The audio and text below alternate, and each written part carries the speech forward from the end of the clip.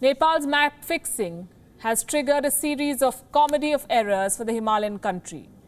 It put at risk the government of Prime Minister K.P. Sharma Oli. It exposed China's influence in Kathmandu. It triggered a power tussle between Oli and former Prime Minister Prachanda or Pushp Kamal Dahal.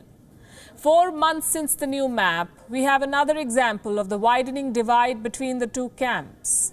This time it involves a certain textbook and a fight between Nepal's Education Ministry, the Land Management Ministry and the Ministry of Survey and the Ministry of External Affairs. There are 4 of them.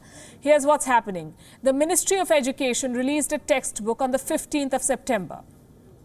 The book has 110 pages. It is supposed to be reference material on Nepal's territory and borders. It is meant for school students. Now, this book claims that Nepal's total land area is 1,47,641 square kilometers. It also says that the Indian areas of Kala Pani belong to Nepal. The book also has a very interesting preface. It's 6 pages long, and that's not the interesting bit. Guess who's written it? Nepal's Education Minister, Giriraj Mani Pokharel. The minister writes that he has campaigned for 24 years to quote-unquote chase the Indian army from the Nepalese territories of Kala Pani, Lipu Lake and Limpi Adura. Just to put out the facts, Kala Pani, Lipu Lake and Limpi Adura are Indian territories that Nepal claims as its own, or rather is being forced to claim as its own by its friend in Beijing. Anyway, this controversial book has irked the Nepali cabinet. So the cabinet has asked the Education Ministry to halt the distribution of the book and stop its printing. Why? Because the Ministry of Land Management says the Education Ministry does not have the quote-unquote expertise on the subject. The Kathmandu Post quotes a spokesperson as saying, the Education Ministry stepped on the jurisdiction of the Land Management and Foreign Affairs Ministry. And that's not all.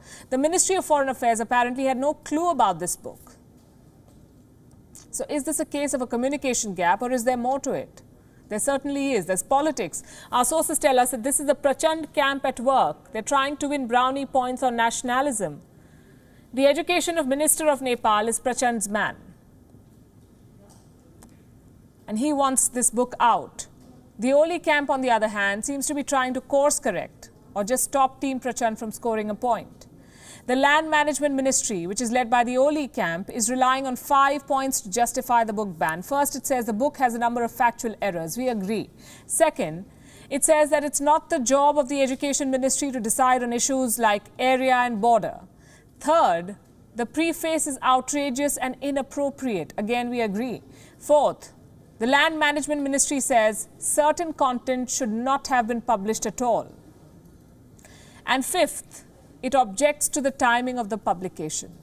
And speaking of timing, it was only 2 days ago that India handed over 2 modern trains to Nepal that will run between Jayanagar in Bihar and Kurtha in Nepal, and are also expected to bridge the widening gap between the two neighbors. How do you think China is reacting to all of this?